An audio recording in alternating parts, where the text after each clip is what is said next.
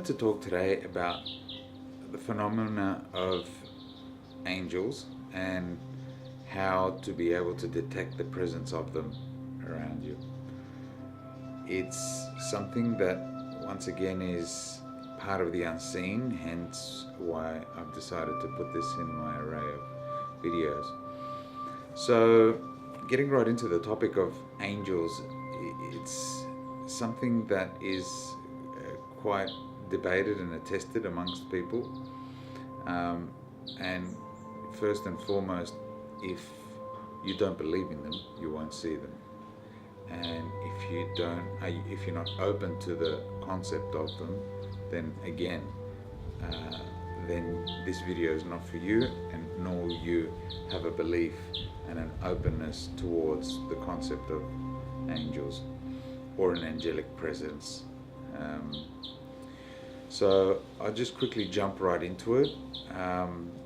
Some people describe angels, if you have the gift of being able to see them because you've got extra sensory awareness, then of course that would be far superior to any form of way of detecting and determining their presence. But usually they don't come that easily, and when you obsess about the presence of wanting guardian angels and spirit guides and higher ascended masters and anything from the angelic realm to appear, you're usually repelling it, and they're not going to come. Something else that is that's just come to mind is children, even newborns and young children, are much more open to seeing them, although they obviously don't have the means to be able to communicate what they've seen, especially newborns, where you're looking at them but they're looking somewhere else, and one would say that their visual fields isn't developed because of the film over their eyes, so they can't see, but they can see. Of course, they can't see very far. It's probably less than 30 centimeters away, but usually children are looking, newborns especially, they look away from you because they're looking at other entities.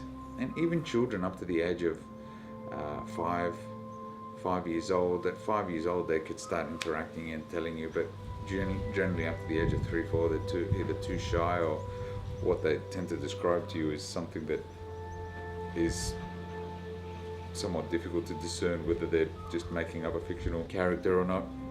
But children are far more open. When we say open, their chakras are open, spinning, and their ajna chakra is usually open, their crown chakra and their third eye is open, and they're able to detect the presence of angels and spirit guides. Another way one could discern the presence of them is through the scent. And that scent could be if you had a passing of a relative and you knew that they had a specific cologne, or a grandmother wore a particular perfume, then that scent, if you're in an area which is completely odorless and then all of a sudden you get this smell and you're like, well, where did this come from? Then this is one way of being able to tell that there's their presence, either a departed one or of an angel. Sometimes you'll have a nice floral scent, and once again, this is in the present, not being in the presence of any flowers, and yet you have a nice fragrance.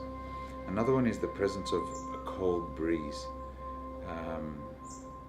For instance, say you're in a room that's somewhat room temperature, and all of a sudden you feel a cool breeze on your arm. That is also another sign that there is and there could be angels. And you can also call upon them. You can leave them a message just before you go to bed, ask for your angel guides or your or angels, ascended angels and guardian angels, Archangel Michael, Gabriel, Ariel, Metatron, to name a few, Raziel. You can ask for them. You can read up on them and ask for them to guide you, to protect you, to show you the way, and you can see them in a dream. And they may not come in that angelic presence that we all envision. An angel, something with wings. You might just you might have a flash of light. You might have more than just a flash of light. You might just have lots of colors that spontaneously end up appearing, in which case again that could be the presence of angels. Another thing to look out for as well is through meditation, through a deep state of concentration,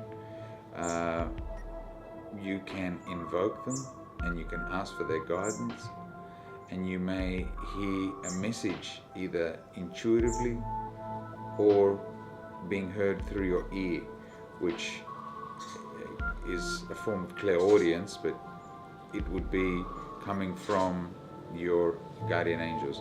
And the messages that would come from guardian angels are, of course, come from a place of love, truth. So anything that is separate to any form of positive emotion is not coming from an angel. It's coming from the ego. So anything of lust and jealousy, envy, misery, all of these things are not coming from your spirit guides and angels. The messages would be a soft message. It would be an instant message as well. The messages come really quickly, uninvited a lot of the times, when you least expect it, of course. And they tend to only come from a love space. So, and then if you also have, as I mentioned in the beginning, clairaudience, sensory capabilities, then you may be able to see visions of them. And then you may also have invoke them. Say for instance you get into a deep meditative state and you've got a candle lit in front of you, you can invoke them and then ask them to give you the messages that you want. And some people are very hands-on, and through writing on a pen you just let your hand free flow, free write, without any judgment, without any form of sort of trying to think. It just comes naturally. You will be written the message. So sorry for putting all these things really quickly and in a jumbled format, but I don't rehearse any of these videos. They merely come to me as I think of things. I just share and impart the knowledge with you to obviously enhance your life experience. Thank you for watching, and see you in the next video.